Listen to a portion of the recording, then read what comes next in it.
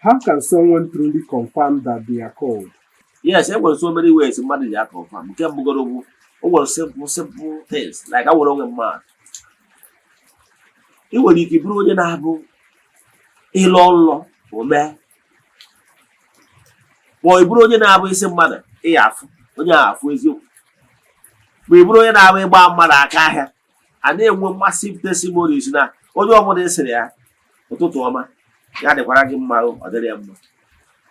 Ọ ga-enwerịrị some certain things na-eme na ndụ gị ma ọ ihe mkpughere ma ọ bụrụ mmadụ kpasuo gị iwe iwesị ya nwere ya afụta onye a ji ahịa onwe ha ọ yeleta ihe adakwasị abịa spọtụrụ na asị na isi ọrụ ọbụ okwu agwụfere asị ụlọ ihe ọgba nje ọ bụrụ na ọ na-eme ya anaghị akpọrọ gị ọrụ all some of the signs mana ihe mere na ụfọdụ n'ime na a na-epe attention ihe na-eme n'ime ndụ ha ọ nkwara ike zie gị ya n'ozi through dreams enwere ike agbarụ ya n'afa enwere ike zie gị ya n'ozi through administration mana ọ bụkwa bụ ihe ama na o nwere ihe dị iche n'ebe ị nọ ihe ama enwere so many things enwekwa physical signs ihe afụ n'aka gị and so many other things that happen in your life ka mgbalụ ga-atụ nwe ụbọchị mgbe ahụ aka nọ n'ụka ọbịa tete ya na-akọrọ nkịta akarịgo about 20 years old.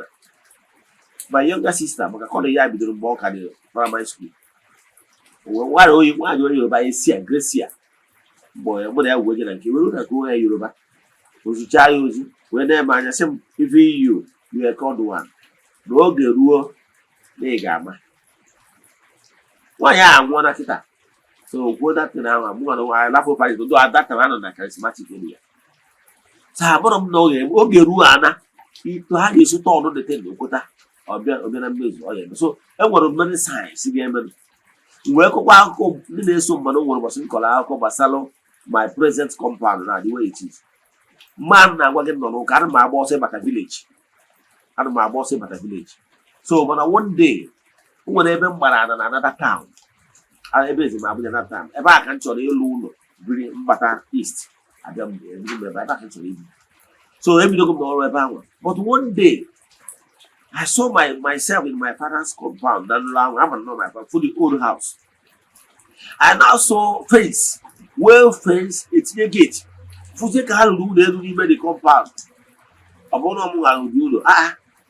But I over the gate, I have got two men na gafe.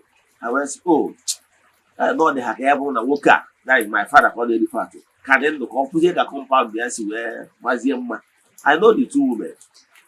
So I was like, this law cannot be real. Because that particular time, I'm my boss of village. But I bet so every year man also can tell you, oh, never I come from Nanlo, I would have said no issue. But I couldn't believe it. But today,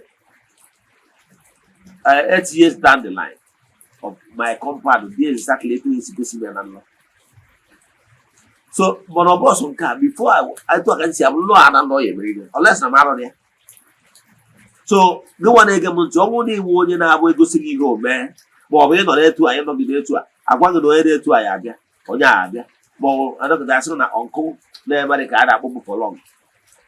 I beg to know Uncle Yabo, within few minutes on to Uncle Abo. We had it because you all signed, we were a good person. But he is the mentor. Talk about more years ago, but you know that story of Samuel, that was Samuel. He couldn't answer. Omari how you is it yours? Madam Wela, high priest Samuel, more bogo, Giza, who bear word bogging agent. More poker you gossip, when word bogging agent is. So him not check wabo. More for 3 more who called one. Money he got, the more money he gave me. On Yabatan, I'm more able to use very mighty. Thank you.